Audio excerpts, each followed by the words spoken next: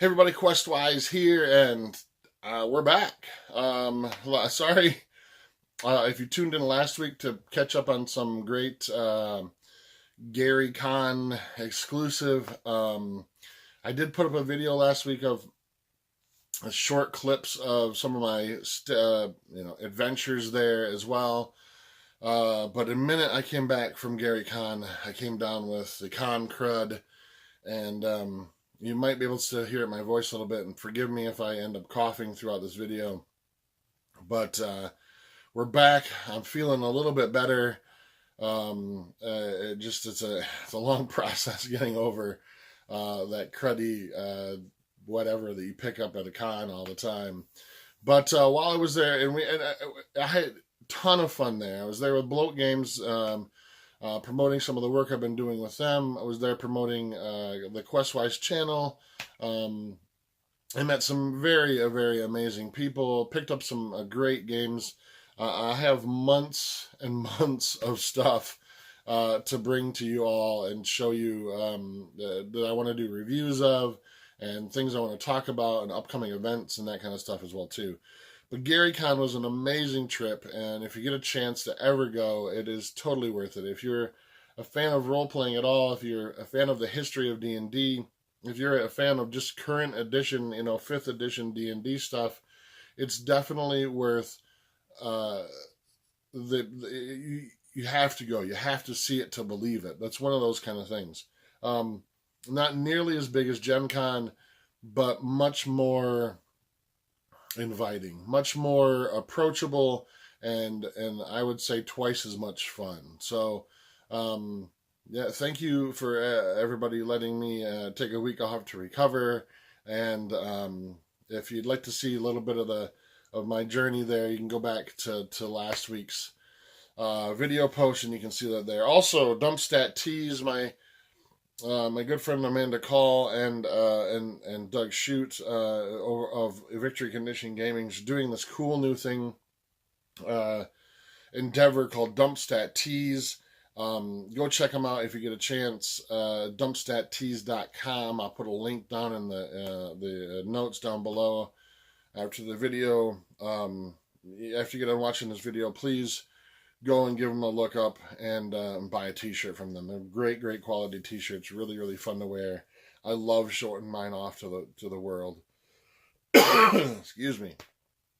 Today I want to talk about a game that I was able to pick up while I was at GaryCon, and it's something I was able to acquire there that has really blown me away. And if you know anything about me, if you've been a fan for a while, you'll know that I love pulp.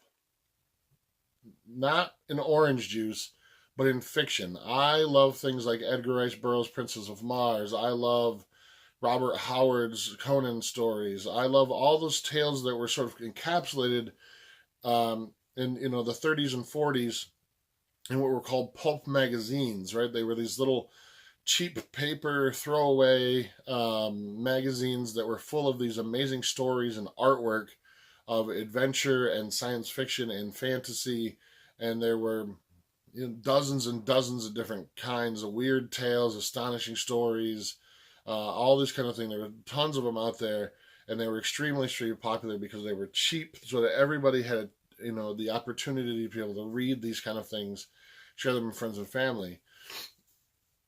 Luckily, a lot of them were able to be saved, but there will probably be millions of stories that we'll never know about or never remember, because they were pulp magazines. They were meant to be thrown away. They were very cheap. They weren't meant to last, and a lot of them, either if weren't thrown away and destroyed, quickly deteriorated and fell apart.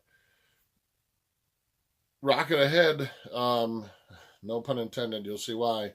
To the current day, we have now, there are many other people out there who also love that type of story, that type of adventure, that type of era of storytelling, and have started to create role-playing games based on those types of things.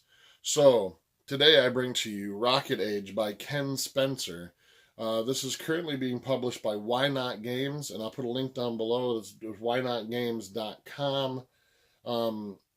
Rocket Age is just that. It is a game of, I guess they would call it ray punk or rocket punk kind of style. It's ray guns. It's all about sort of rocket ships, that golden age of rocketry, where we would explore, at least in science fiction, think of like Flash Gordon or Buck Rogers, that kind of stuff as well too.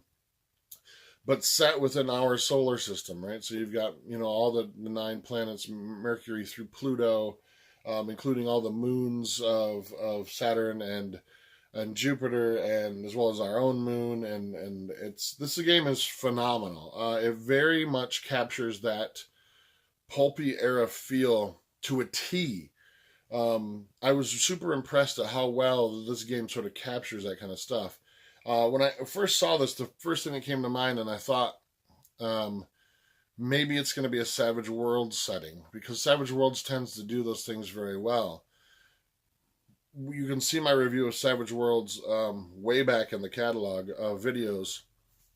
And while Savage Worlds is great, I think it has its limitations on certain things.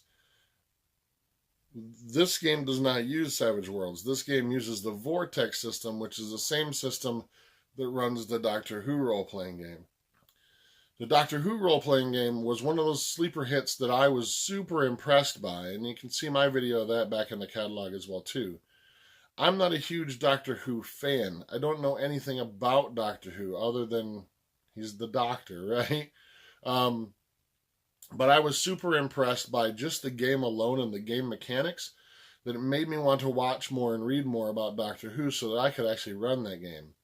So let me tell you, I was extremely excited to see how the Vortex system was going to run Rocket Age, and it does it beautifully. So the Vortex system is a super, super simple system, but again, very cinematic, and does a very, very good job of capturing a sort of certain feel that people, that when a game is built around it, it sort of captures that intense feel for that particular genre. And in this case, it's the Vortex system is 2 6-sided dice, and then you add some attributes and abilities and skills to that, and you're looking to hit a target number. It's a very simple system, and in theory, it sounds super simple, but when you bring it to the table, it leaves a lot of space for